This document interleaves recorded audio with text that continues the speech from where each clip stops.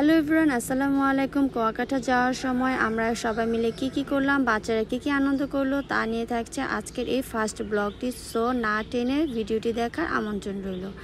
এটা ছিল পদ্মা সেতুর আগের ভিউ, বেশ সুন্দর ছিল ভিউটা। আর এটা পদ্মা সেতুর শুরুর পয়েন্ট।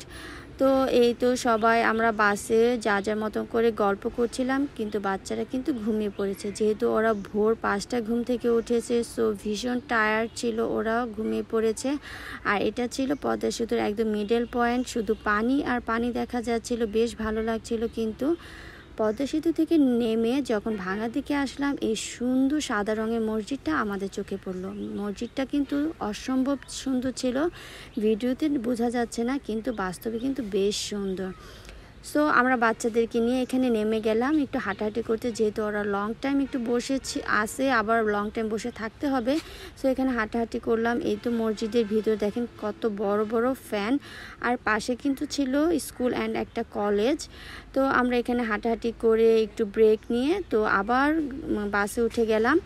আমাদের কিন্তু ব্রেকফাস্ট করা হয়নি, তাই আমরা ব্রেকফাস্ট করে নিব সামনে।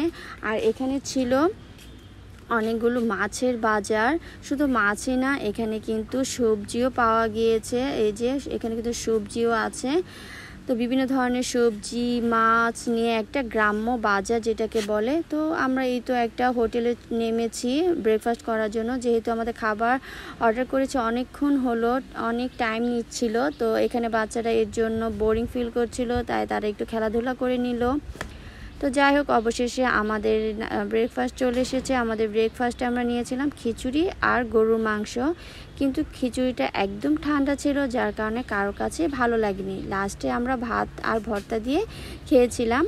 তো চা চলে এসেছে। যারা চা পছন্দ করে, মানে যারা চা লাভার, তারা একটু চা খেয়ে নিচ্ছে। আর এখানে আমাদের পুচকি বেবিটা ঘুমিয়ে পড়েছে, আর অন্যদিকে বাচ্চারা ব্রেকফাস্ট করে আবার খেলাধুলা শুরু করে দিয়েছে।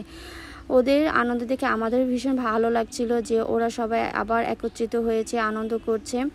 আর এটা কিন্তু ছিল বরিশালের একটা ইউনিভার্সিটি, মানে বিশ্ববিদ্যালয়, মানে দেখতে এত সুন্দর ছিল ভার্সিটিটা। আমার ভীষণ ভালো লাগছিল দূর থেকে দেখতে, ভিতরটা নিশ্চয়ই আরও সুন্দর হবে।